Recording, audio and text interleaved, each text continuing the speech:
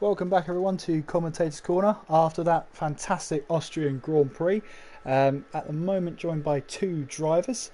Of course Marquez's was breaking that deadlock that Squeezy had on the league. Managed to stop him, making it 7 in a row. We've got Ollie first up in the in Commentators Corner. Ollie, how are you tonight? Um, I could be better. I'm absolutely shattered from a 10-hour exam and happy to be racing tonight. 10-hour exam and then you did this. That is commitment, I'll tell you that. Yeah.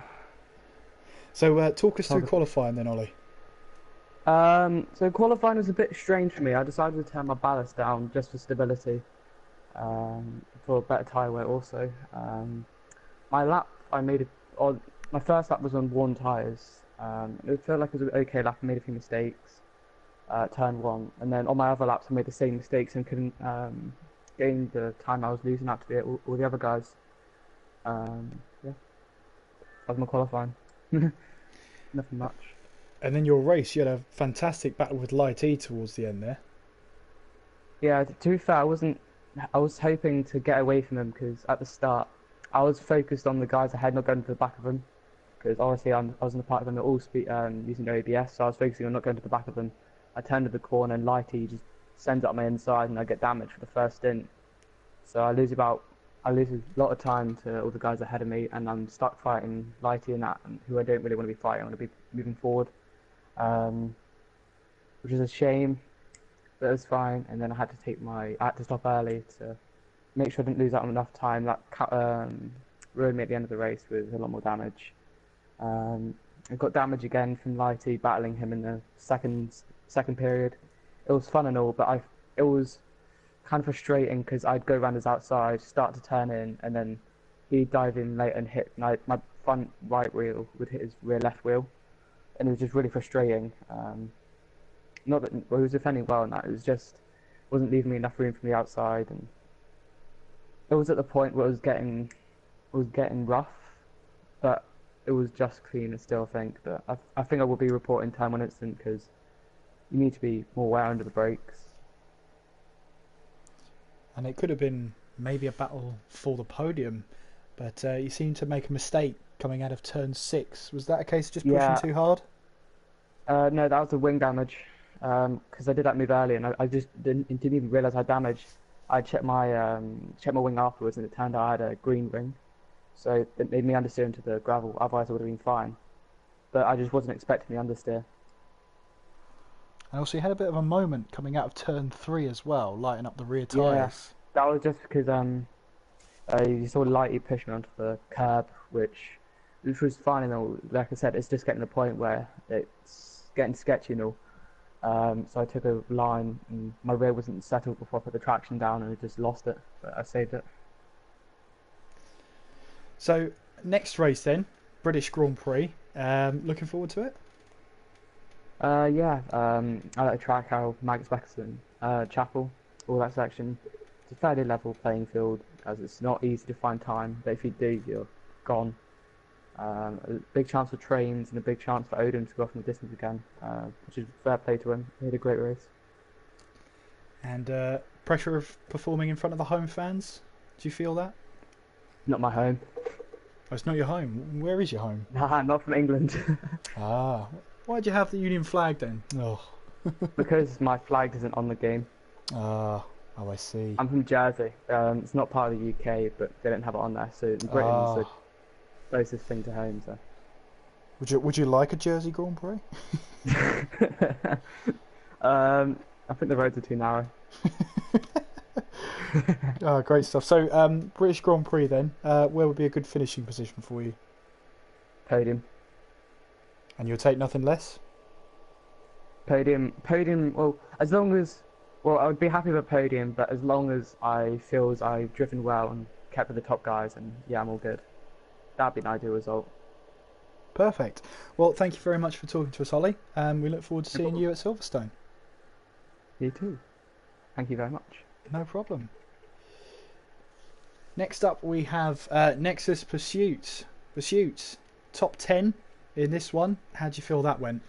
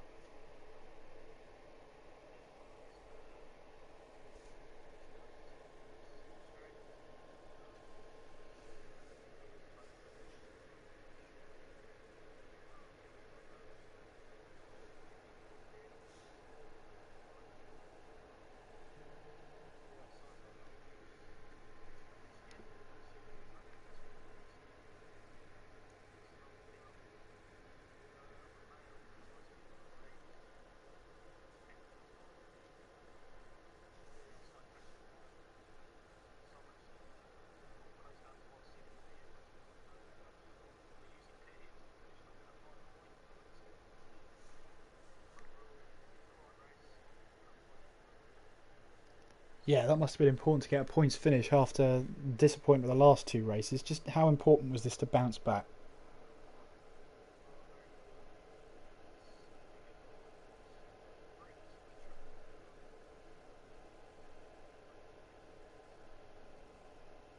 Great stuff.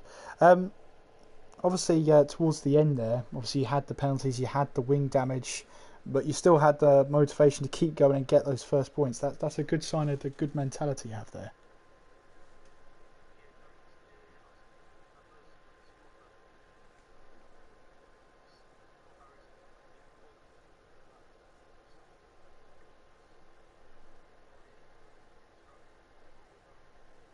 And last thing about qualifying, you two seem to be pretty much inseparable on the grid at the moment. You seem to be setting similar lap times. Does there any banter go between you two about who takes that coveted fifth spot away from each other?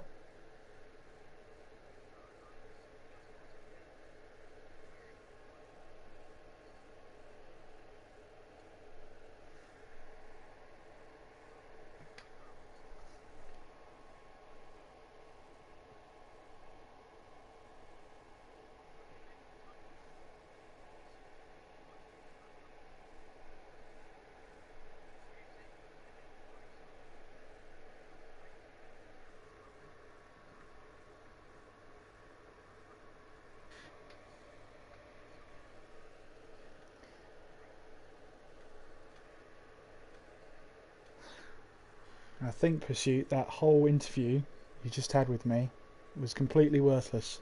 Did you check your sound settings before you came into the lobby? Well, it's a good thing that wasn't broadcasted. I'll tell you what, Pursuit. I'll speak with Spike and then we'll come back to you. How about that? That sounds good. That's all right.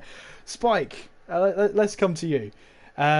Obviously, qualifying. Just talk us through there because I didn't quite see what happened on the stream. Hello. Talk you through qualifying. Probably the most embarrassing moment in my, racing, if you like to call it, career. Ridiculously embarrassing. Yeah, came out the pit lane and was warming the tyres up. And just took my eye off the ball for a second and touched the grass, and the car spun to the left and touched the wall, and it pulled my front wheel off. I literally just touched it, but you know what the game's like, so it literally pulled my front wheel off, and that was the end of qualifying. to say I was angry would be an understatement, but yeah. So that wasn't very good. And then talk us through your race. It looked like a good start, but you had to pit in early. Just talk us through your start.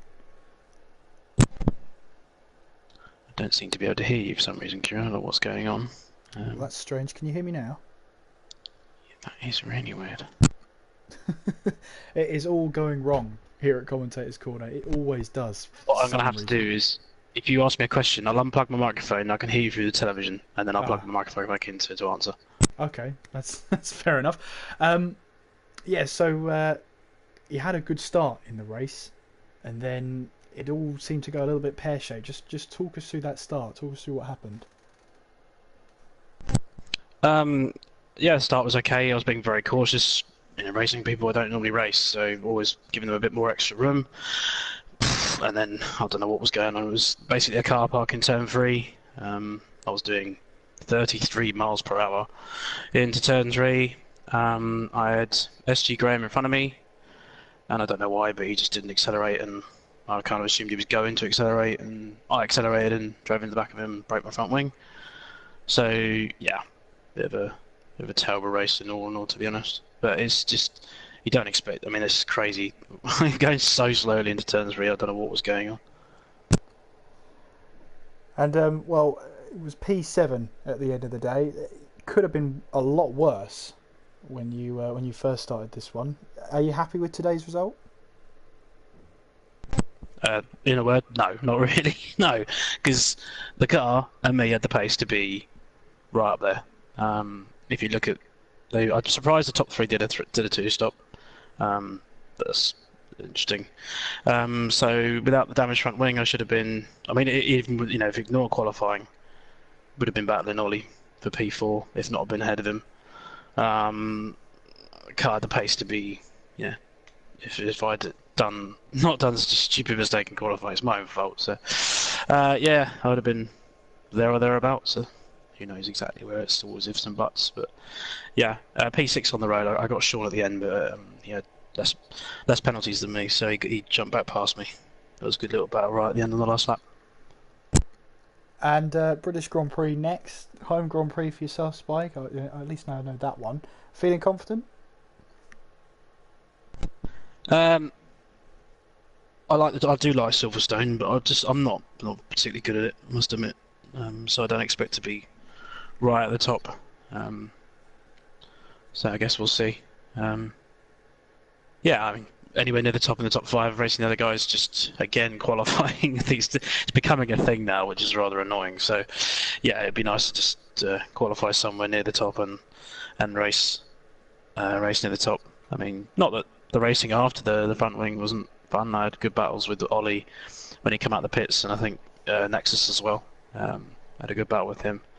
So yeah, it was good fun, just frustrating, but it's all down to me. You know, obviously if I hadn't screwed qualifying, then I wouldn't have been at the back to have the front wing damage with other cars. So, but yeah, Silverstone, it is a good track. We'll see what happens, and let's hope for the best. Great stuff. Well, thank you for talking to us, Spike, and we shall see you at Silverstone. Yes, mate. Cheers. Second time's a charm. We're going to speak to Pursuit, ask him a couple of questions. Pursuit, is still there? I am still here. Good stuff. Did you check all your sound settings and everything?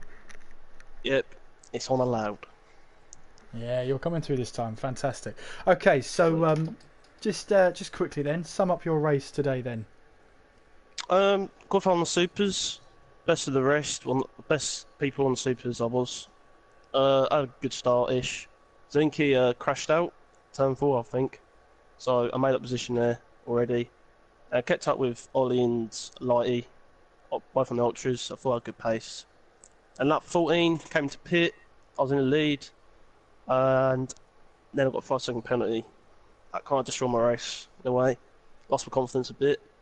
So I came out just ahead of Sean, about 2 seconds ahead of him. Kept a good gap till about lap 20. Then Spike came, and I had a good battle with him for about 4 or 5 laps. And he started to struggle with his tyres because he was on the supers, the second quickest tyre, so they're wearing quite quick. So then he locked up, and I wasn't really expecting it, so I went in back of him, had an orange wing for about 5 laps. Then lap 26, I was going to pit for some supers because I didn't think the ultras would go to the end, but they did, and I managed to get to 1 second of Maze from being 12 seconds behind him, so I was going about a second a lap.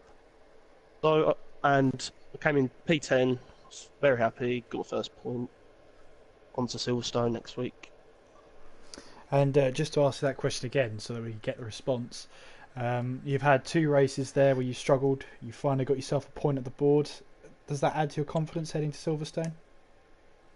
Yeah, in France and Monaco, I was in 6th and 5th, so that's potentially 18 points, 19 points I could have right now, and I could probably put us ahead of Haas in the constructor standings.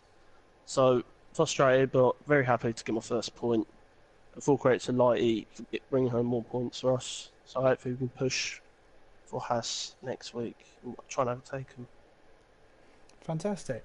Well, thank you for talking to us again, Pursuit, and hopefully we'll see you after the British Grand Prix with your sound settings done this time. Yeah, thanks a lot. See you next week.